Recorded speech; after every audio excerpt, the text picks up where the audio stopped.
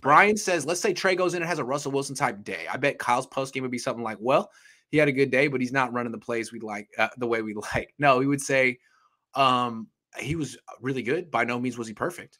You know, there was some good, there's some bad. Did anybody catch the little excerpt that came out about Jake Plummer and his time with Mike Shanahan? Did anybody catch that? Because no. I feel like, all right, Jake Plummer spent time with. Oh, yeah, I did catch this. Okay. Yeah.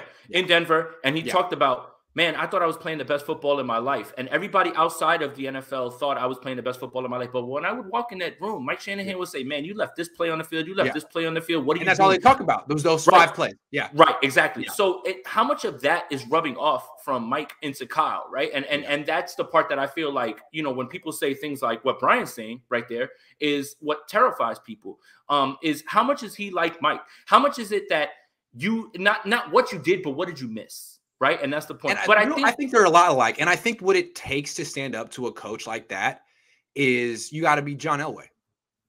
Well, you got to be Steve Young. So when, you know, they're trying to bust your balls in the meeting, they're like, okay, I appreciate someone holding me to a high standard and challenging me. But at the end of the freaking day, I'm Steve Young and you're Mike Shanahan. So have some respect because I'm going to the Hall of Fame. I don't know if you will. So you might meet me there. So I feel like you need someone who can kind of stand up to him. And could have had that with Tom Brady. I don't consider Kirk Cousins that kind of a guy.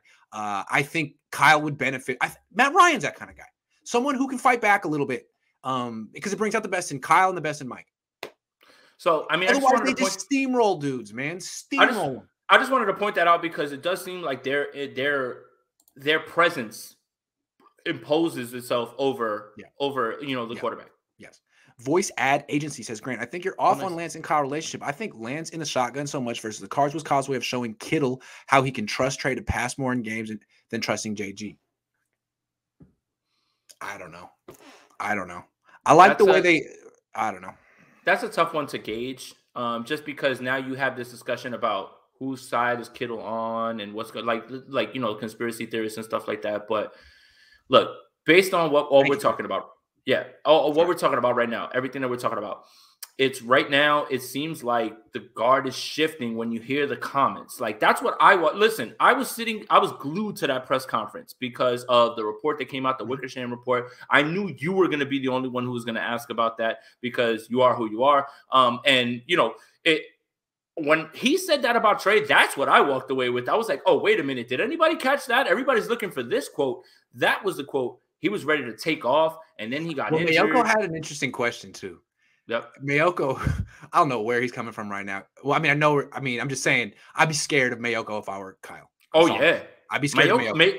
So Mayoko said, this was great. He said, do you have meetings with John and Jed about, like, you know, how you're going to use Trey? I was like, well, I think Matt knows the answer to that question. And Kyle's like, oh, yeah, absolutely. All the time. So it seems to me that Kyle probably said something on Monday. They probably had like a meeting on Tuesday. And then on Wednesday, Kyle's like, oh, man, I could have played him last week. I just feel like there's a little bit, maybe Kyle is stubborn. Kyle's just stubborn by nature. He's not going to let us make the call. The fans make the call. But clearly he's stubborn. He's the one thing that has been consistent that I could sit my watch to is that he talked about Jimmy's our guy. And you keep going to him. So that's the one thing that I know for sure. Like, he is stubborn in that. Yeah. But shout out to Matt Mayoko. For anybody who thinks he's the mouthpiece for anybody, man, he's swinging on everybody. He's not playing games, so shout out to him. Very proud of him. Brittany says, at voice ad agency, you're unfortunately wrong.